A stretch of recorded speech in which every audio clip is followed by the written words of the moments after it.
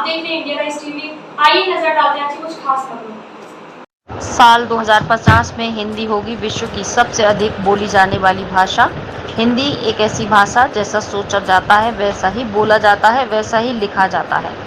वंदे हिंदी समागम में जुटे देश के हिंदी साहित्य और पत्रकारिता के दिग्गज पूर्व भारतीय वायुसेना अध्यक्ष RKS भदौरिया ने आगरा में शिरकत की। आने वाला समय भारत का है, पूरी दुनिया अब हिंदी की ओर देख रही है।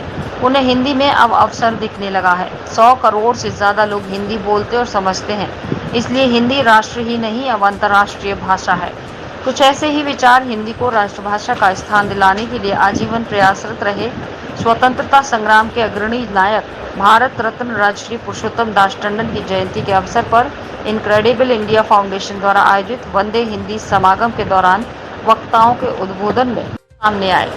इससे पूर्व दीप प्रज्वलित कर कार्यक्रम का शुभारंभ कार्यक्रम की अध्यक्षता कर रहे राष्ट्रीय ख्याति प्राप्त कवि एवं गीतकार प्रोफेसर सोनू ठाकुर, भारतीय वायुसेना महिला कल्याण एसोसिएशन पूर्व अध्यक्ष आशा भदौरिया, पूर्व भारतीय वायुसेना अध्यक्ष RKS Bhadauria, incredible India foundation chairman Puran Dawar, आयोजन समिति chairman squadron leader AK Singh, Robinsons group के MD किशोर खन्ना, राज्यसभा टीवी के संपादक राज्यसभा राजेश बादल, टीवी पत्रकार दीपक चौरसिया, विश्वविद्यालय के professor BC professor Ajay Taneja ने किया। 3 सत्र में हुआ पैनल डिस्कशन, वक्ताओं ने रखी अपनी बात। उद्घाटन सत्र के बाद समागम में 3 सत्र पैनल डिस्कशन के हुए, जिसमें पैनलिस्ट ने हिंदी पर अपनी अपनी बात रखी। फाउंडेशन के चेयरमैन पूरन डावर ने कहा, मुझे गर्व होता है जब मैं अपने कारोबारी मित्रों से हिंदी में बात करता हूँ। उन्होंने हिंदी को दुनिया की सबसे बेहतर भाषा बताते हुए कहा कि हिंदी ही एक ऐसी भाषा है जिसमें अभिव्यक्ति को बेहतर ढंग से अभिव्यक्त किया जा सकता है।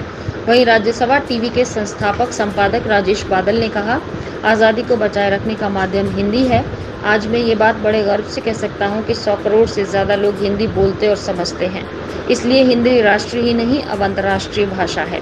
वरिष्ठ पत्रकार शैलेश रंजन ने कहा, बच्चों को ये भरोसा दिला सकें कि उन्हें हिंदी में पढ़ते हुए भी अच्छी नौकरी मिल सकती है। हमें हिंदी को उस स्तर तक ले जाना होगा, इसकी शुरुआत हमें घर से करनी होगी। हमें हिंदी दिवस की ज़रूरत नहीं, हमें इसके प्रचार प्रसार की ज़रूरत सभी 365 दिन है।